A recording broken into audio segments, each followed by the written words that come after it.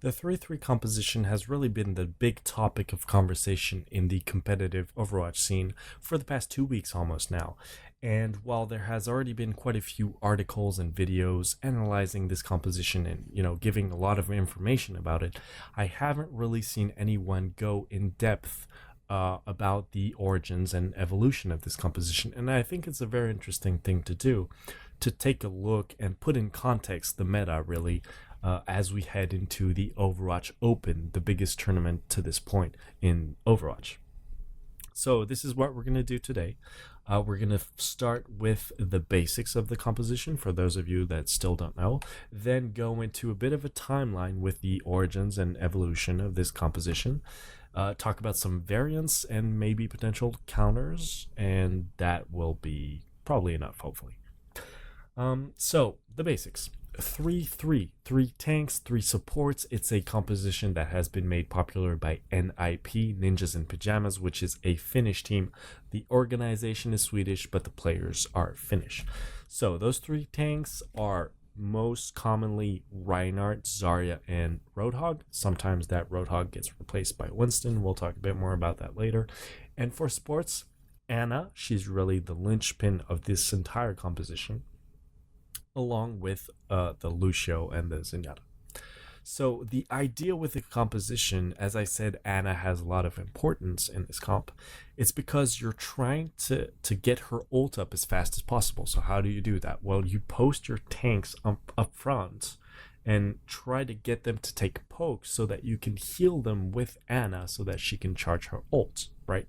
So sure, you can hook people with Roadhog, maybe poke with the Zarya, do a bit of damage with the Zenyatta, but really this whole idea is to set up, be patient, and then go for these like big forceful pushes once you do have the nano boost, which is Anna's ultimate. Mostly you use it on the Reinhardt, by the way. So Anna, of course, the latest hero added to Overwatch. She was released mid-July on the 19th.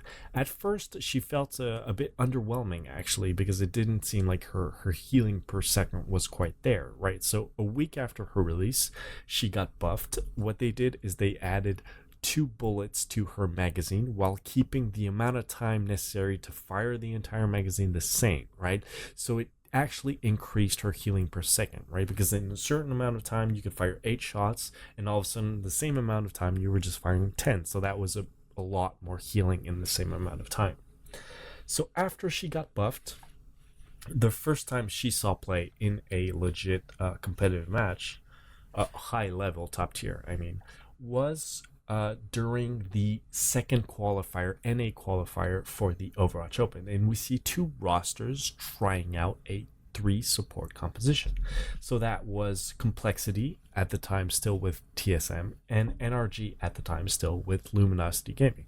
So both these rosters went for a 3 support composition with the Anna, the Lucia, the Zen, but only had 1 or 2 tanks, not the full-on 3. So not the 3-3 that we know of today. And more importantly, they weren't necessarily using the nano boost on the Reinhardt like we do today. They were trying to use it on the Genji. It was before the Genji nerfs. So Genji gets his ultimate, he uses it, right? He gets nano boosted, so then he does every single swipe of his sword does a lot more damage. So that was kind of like the idea.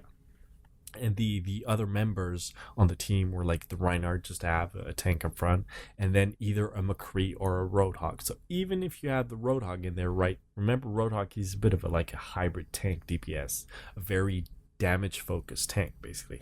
So it wasn't quite the 3-3 as we know it today. A few days after that, in the main qualifier in EU for the Atlantic Showdown, we see NIP, so the pioneers of this composition, as a lot of people refer to them, using a triple tank setup. So you may be thinking, okay, so I guess it was them that played it for the first time. It actually wasn't, because in that time they weren't using the Anna. They were going for like a 3-2 composition with only the Lucio and Zenyatta as supports. So like we said previously about Roadhog being a very damage focused tank, it was almost like they were doing a standard 2-2 composition, just using the Roadhog as like another DPS, right? So not the same thing. Anna wasn't in that composition. The following day, this time in the NA main qualifier for the Atlantic Showdown, we have NRG, so that's Siegel and company, using the 3-3 as we know it today for the very first time. So Reinhardt, Zarya, Roadhog, Anna, Lucio, Zenyatta. They played against Splice. They won that series 3-1.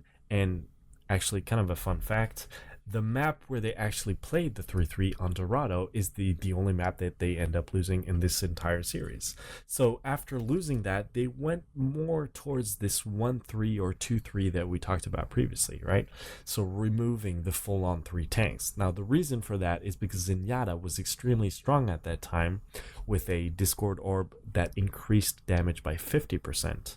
So those tanks really seemed like they weren't able to stay alive all that much. So at that point, you just replace the tank by a DPS so that you just have more damage. Because if both are going to die fast anyway, you might as well just have more damage. A few days later, we have NIP picking up this 3-3 composition now. They played it in the third EU qualifier for the Overwatch Open against We United, but only on attack. At that point, they were still using a more standard composition on defense. The week after that, so the fourth qualifier in EU for the Overwatch Open, this time they played the 3-3 composition on both sides, so attack and defense, but they actually end up losing to Melty. Now, Melty is a pretty good European team, but they're not exactly a top tier European team. And the fact that NIP actually lost 2-0 to Melty kind of proves that at that point the composition wasn't really all that strong. It was still kind of like this stylistic thing, this kind of like, attempt at creating something, but that wasn't really seeing success yet. So that was on the 13th of August. So during the next week, we have, of course, the big tournament at Gamescom, the Atlantic Showdown by ESL. NIP was not at that tournament, so it gave them time really to just work on what they were trying to do. So the week after that, on the 27th of August, this time in the EU regionals for the Overwatch Open, they're still only using, and they're the only team at that time using the 3-3 composition. They win twice against a team called Brinkos, but they actually lose to Reunited. Now, you can't really read too much into that because Reunited is a very strong team, but for the first time we can see, hey, this team is like really sticking to this composition where they have 3 tanks, 3 supports, and they're really at that point. Everyone else is playing the standard 2-2 that we saw at the Atlantic Showdown that involves really just Lucio, Zenyatta, most of the time just Reinhardt, Zarya, and then 2 DPSs. That's it. They're really the only team going for this stylistic approach. But it's very important to understand that throughout the month of August, there really hasn't been much success with this comp, right? The standard 2-2 is really quote unquote the meta at that point, and that's why NIP are really the only one to kind of try their own thing, I'd say. And where everything's going to change is on the 1st of September when the Season 2 patch arrives. And along with some, Genji, small McCree nerfs, and Lucio nerfs, there is the Zenyatta nerf. And that's really important because his Orbit Discord had been buffed in July, going from 30% increased damage to 50, right? And then they brought it back down to 30 in this September 1st patch.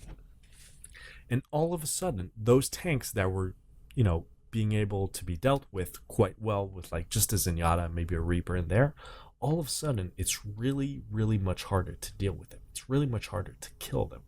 So the composition that they were already working on, that they were already the only team to play, instantly became better. And that's where we really started to hear a lot about NIP because they started posting good results in the Lenovo Cup, beating some good teams in the Gosu Gamers Weekly, beating FaZe twice, a team that just had good results during the EU regionals for the Overwatch Open. So really that's when a lot of people started talking about this. And that's also when we saw a lot of variants appear for this 3-3 composition. So first, our first variant was by LW Red, a Korean team that played against some NA teams in the Gosu Gamers Weekly NA number 18. Most notably, a game on Dorado versus Splice, where they used the Winston variant. So replacing the Roadhog with a Winston, and this time charging the Ana ults, but actually using it on the Winston instead of the Reinhardt. So Winston jumps in, he gets nano boosted, chases around the supports, does a lot of damage. Eventually, when nano boosts runs out, he can, ult and, continue to cause chaos basically in the enemy backline during all this time, because he has a lot of HP in his ultimate. So kind of like an interesting wrinkle. Then we see NIP kind of trying to innovate still on this 3-3 composition, because we said Zenyatta got nerfed, and therefore those tanks were all of a sudden much stronger because nobody could really deal with him. But also, the Zenyatta within the 3-3 wasn't as necessary, I guess. Wasn't necessarily needed all the time. So their player that was usually on Zenyatta, Zappis, actually one of their DPS players, but converted to the Zenyatta when they were using it, could then flex to whatever other stuff he wanted. So they started using Hanzo. So it's a 3-2 with a Hanzo. So you're adding more pick potential. You already have pick potential with the Roadhog that can hook people and get an early kill in a fight, and then you can just steamroll. But now you also have this Hanzo that can get information with his Sonic Arrow, that can maybe get a lucky pick on someone with an arrow, or do some damage with a scatter arrow. So you have this kind of 3-2 with a Hanzo, the first variant that seemed kind of interesting. And then within the next few days, still in the Lenovo Cup or different Gosu tournaments, they continue to do slight variations on this composition. So they did a 3-3 without the Zarya this time, so going Winston plus Roadhog. They did a 3-2 Hanzo still. They did a 3-2 with the Mei this time, so to add a bit of utility with the wall, or by freezing people, or by controlling zones with Mei's ultimate, for example. They did a variant with Pharah, so 3-2 plus the Pharah, only on Gibraltar, because one of the problems of the composition, the 3-3, is dealing with verticality, because you don't have all that much mobility, you don't have that much range, right? So adding just a Pharah in there, to get on those high grounds, to push people off of high grounds, all that could be very helpful. And they also did another variant was, of course, Torbjorn or Numbani. Numbani first point especially is a pretty good point for Torbjorn. So just setting up the turret and then being kind of like another tank when he does get his Molten Core up, or straight up a 4-2 composition, taking Reinhardt, Zarya, Roadhog, and the Winston, right? Plus only the two supports in Ana and Lucio. So many variants, but more importantly, during all this time, NIP is beating some really good teams. So they beat FaZe, they beat Luminosity, the EU Luminosity this time. They beat Dignitas. So all these teams that are, between the top 5 and the top 8 in Europe are all of a sudden losing to NIP that before that didn't have necessarily all that convincing results. So a lot of people started to try out their composition, thinking, hey, maybe there's something to it. Maybe this composition is just really strong. And so in the Lenovo Cup, they end up playing against Reunited, and actually Reunited was using this composition, this 3-3, this 3-2 variants, this 4-2 variant, right, against NIP. And because Reunited is just a very talented team, they end up beating NIP to their own game, if you want to say. So what are the potential counters to this composition? Because we've seen it just be really strong. A lot of people have tried to, or at least, theory crafted around diving the supports, diving the Ana, killing the Ana before she can get her ult up. So maybe going for a composition with like double flankers, a Tracer and a Genji, and like Winston D.Va just jumping in on the back line and killing them. But it's only seen like mixed results to this point. A lot of other people were suggesting maybe going for the Pharah Mercy combo, because those tanks, have problem dealing with people that are far up in the air. But then again, you can have a Roadhog getting a good pick, or if you're still running the Zenyatta, he can discord the Mercy or the Pharah, and maybe the Ana can shoot them. So doesn't quite seem to work out. Another idea that we've seen was Mei, because Mei has seen like a lot more play throughout the past month. And the idea with Mei was just to set up the wall. So either wall off the Reinhardt before he comes in nano boosted, so that you're just wasting his time during the nano boost, or even just putting it a more standard way once he comes in and separate really the supports from the tanks. Because if Ana doesn't have line of sight to those tanks, then she can't really just charge her ultimate. So that's another way, another idea to countering this composition. Another one, D.Va can also defense matrix Ana's shots. So if the Reinhardt's here and the D.Va gets here and uses defense matrix on the Reinhardt, he can't be healed by the Ana that's in the back line. So you could maybe pick off the tanks before they're getting healed, and therefore Ana is not charging her ults, right? So these are things that we've seen maybe a tiny bit here and there, trying to deal with this composition. But because we've seen so little clear success at like one of these strats being like a legitimate counter to the 3-3 comp, a lot of teams have started themselves playing 3-3 or just playing more Ana in general.